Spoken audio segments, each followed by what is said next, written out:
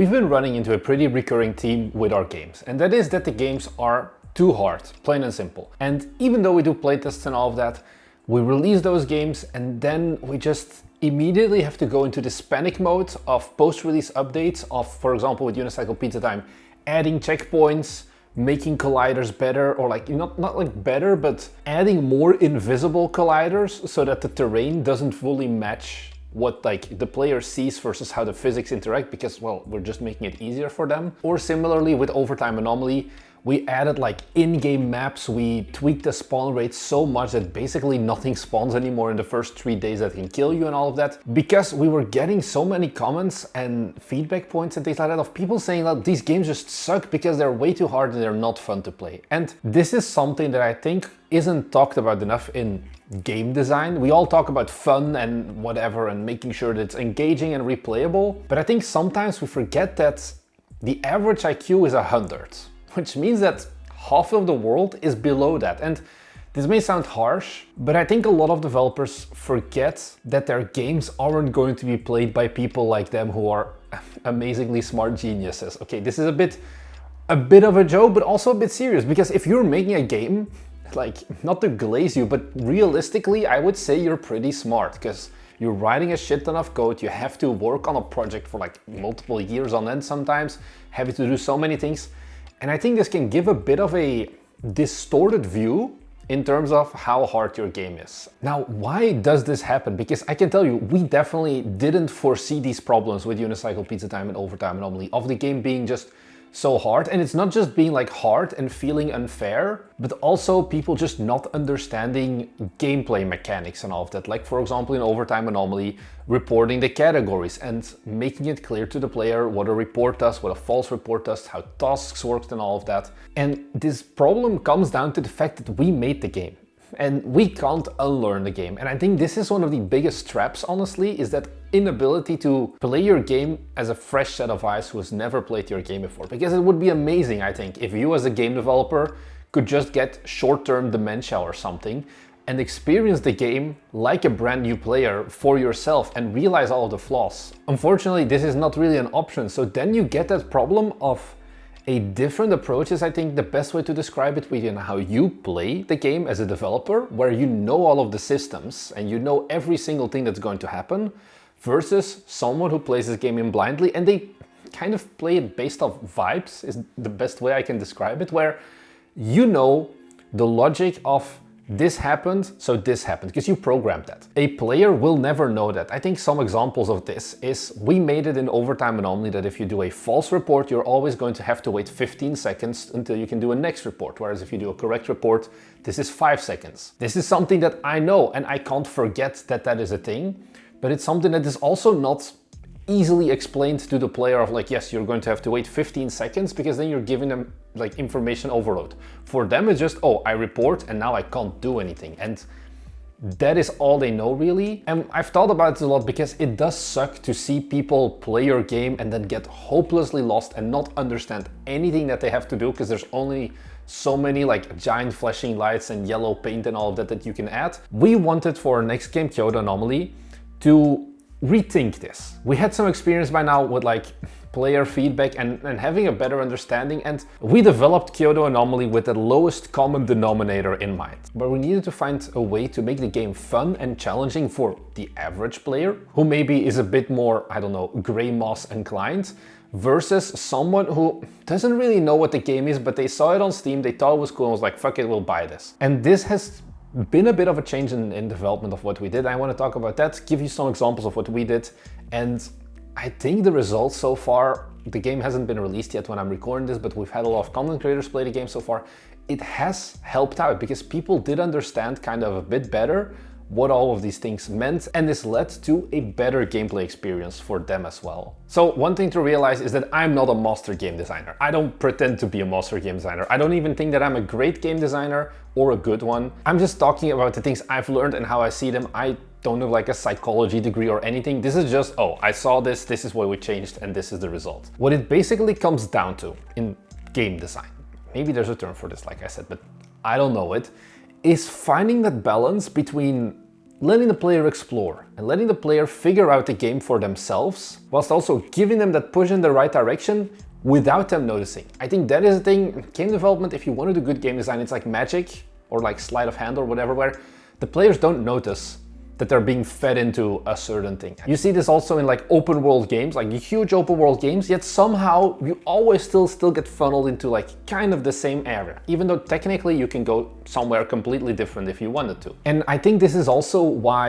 it's like these super lore dumpy, very long-winded and text-heavy tutorials don't work really well for games. It's something that I see a lot of indies do, where especially when you make a bit more of a complex genre, like deck builders or whatever, you start the game off with those first like 10-15 minutes, which are super crucial, because it's the first interaction your player is gonna have with the actual gameplay, and it's gonna be the point where most people will decide, am I gonna keep playing this game or am I gonna go and refund it because it's a bad game? And then they just info dump like these super long task lists on them of like, okay, now you need to take this item and then you need to smelt it and then you need to whatever with it basically. That is not fun, because you're not really playing the game as a player then. You're just following predetermined steps, but you're not giving them any reward of like, hey, I actually made this, I came up with this, oh, there must be some more strategy inside of this and all of that. And it's that trickery basically that is our job as the game designer to implement into the game. Those things that we kind of nudge them of like, hey, you probably want to look here, without going completely in your face and be like, hey, this is the next thing you need to do. Now, to give you some extremely concrete examples of this is what we did in Kyoto Anomaly, and so far, like I said, it has been working out for us, but this is gonna work differently in different genres. If you're making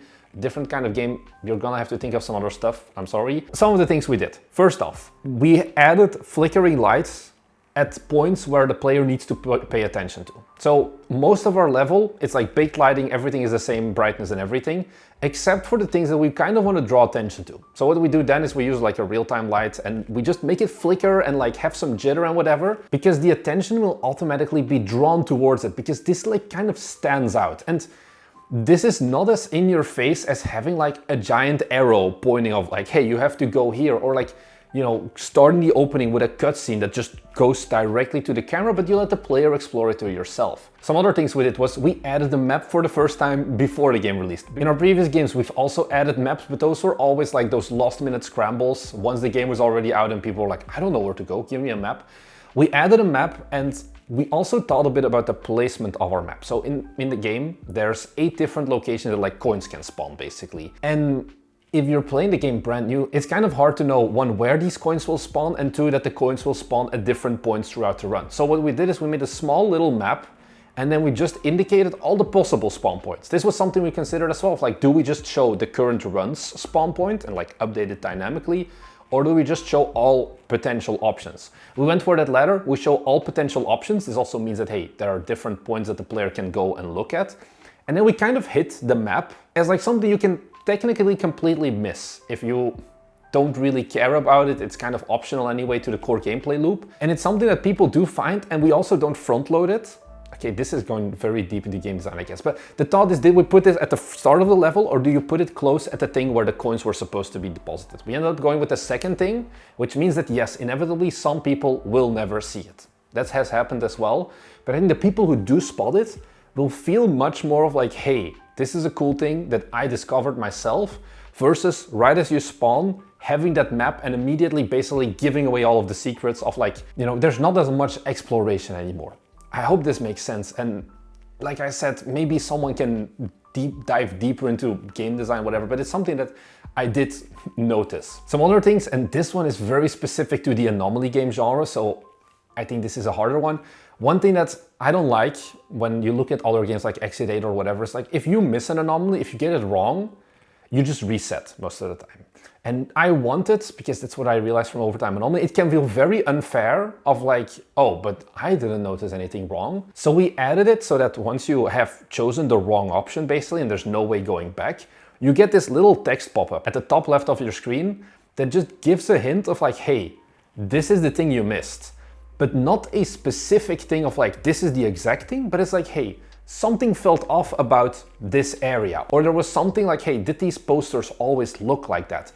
Just to give the player that nudge so that the next runs they do, they know that, hey, this could have been something that I had to look at. And this way they kind of slowly expand how in-depth they go basically at looking. This is something that has great feedback from people playing the game who have no affiliation with us basically. They don't give us good feedback because of who we are. They're just people like trial by fire content creators who have all basically said that, hey, this is actually a really cool addition.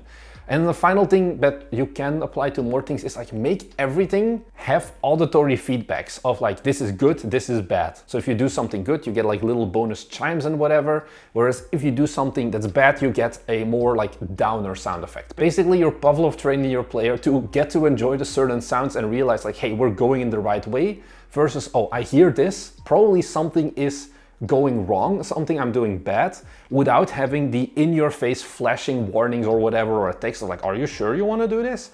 Those things can help, but they're not great for every genre. If you're making like super deep mechanical games, yeah, you probably want to explain a bit more of like why this thing doesn't work, but you don't want to just let the player go into their doom, because that would not feel fun. And this is so important at the end of the day, like the players not getting confused, because whether it's for a demo or even if they've already played the game, one of the best ways to market your game is just making a good game, because that's what's going to make people want to make content about it, want to talk to their friends about the game, want to give good reviews and all of that.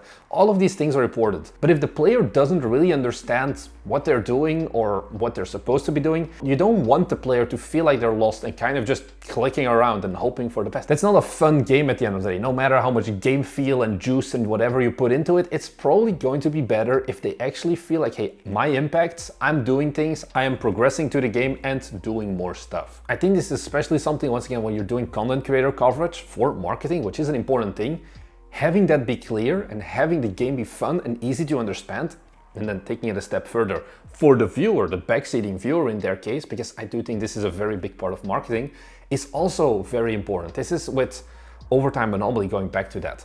The influencer builds, they were the earliest builds we sent basically of like the final game, which didn't have a lot of those things, like having a map, like having the balanced difficulty, like having clearer explanations of what you're supposed to do. And you don't want to use them as playtesters at the end of the day.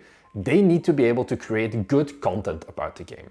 And if they don't know what's going on, if the viewer doesn't know what's going on, well, probably they're not going to want to play the game. Maybe they'll never end up uploading video to begin with, or people who are watching the game will just not be interested in it. So that brings us to that awkward point of how should you design your games? Because there has also been a rise, I would say, of, I don't know how to call them, the rage bait, engagement bait video essayists or whatever, that talk about like how modern gaming is doomed because everything is super handholdy and whatever. But from the other hand, coming from a game developer myself, it's like, if we don't handhold, you guys genuinely aren't as smart as you think. And I'm not talking about you watching, but like players in general are not as smart as some of them like to believe. And I think the problem is more that it's like the sleight of hand, like I said. They don't want to know that they're being played.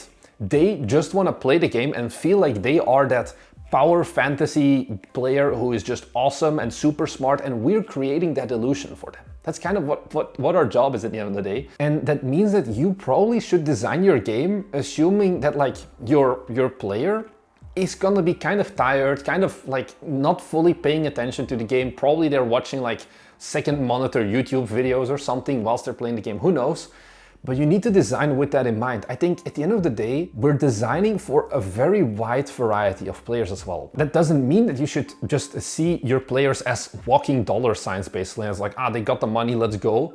You should just understand that they have real lives and that they may sometimes just not be as motivated and as dedicated to learn the ins and outs of your game, like completely learn all of the systems and all of that, because they just have a very big game catalog they still want to get through. They probably don't want to spend 100 hours trying to learn the ins and outs of your game, and maybe they just don't even have that much time. You're not just designing games for your unemployed friend, you're also designing games for the like 35-year-old dad who has a job, who has kids and who has a wife or whatever, and has like 1 hour in every evening to play some games on his Steam Deck, and that's it. He doesn't want to learn all of the super complex lore and mechanics and all of that. He just wants to get your game because it looked interesting, play it and feel like he's progressing and feel like he's doing a good job. And I do think that there is a limit to this, especially for us indies. When you go and you hear, I think it was like StarCraft, for example, StarCraft had this thing called the mom test. This is your thing you hear often with playtesting as well, like, oh yeah, let your mom playtest. I think if you want to make a game that is truly that diverse, where someone who has never played a single game in their entire life can pick it up,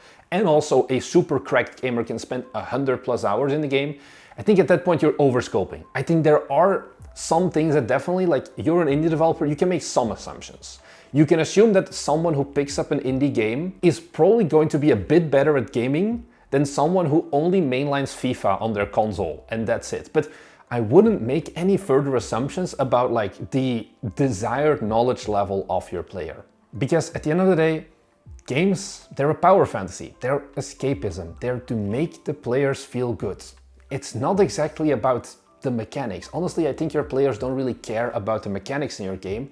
They care about what those mechanics mean for how they feel. And if you're making a game that just makes them feel dumb, even though you as the developer are like, oh, but this is obvious skill issue. This is something that I've said myself before. I've come back on that, honestly. With Unicycle Pizza Time, it was very easy for me to just wave away any criticisms like, oh, this is a skill issue, just get better at it. That's not really why we're here. So you have to make good games. But good games is not just in regards of making games that are mechanically deep or content heavy or whatever, but it's making games that people enjoy playing and that they feel good when playing. So keep those things in mind. Yes, there is a common denominator, and sometimes it can feel like, oh, but really I have to make this dumbed down. I think there are always creative ways to doing game design to work around these problems, but it is something that you definitely shouldn't ignore, or you're going to be in for a rude awakening and bad reviews most likely once the game comes out. So that's all I had to say. Let me know your thoughts, honestly. Have you had this situation as well where, you know, you make a game and you're like super confident in it, and then you release it and the feedback is just a unanimously, wow, this is way too hard. Which idiot designed this game?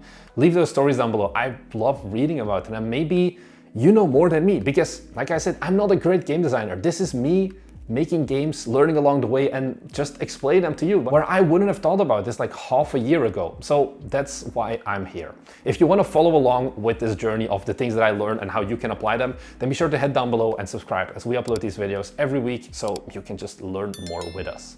That's all I have to say. Thank you very much for watching, and I'll see you guys in the next one. Bye!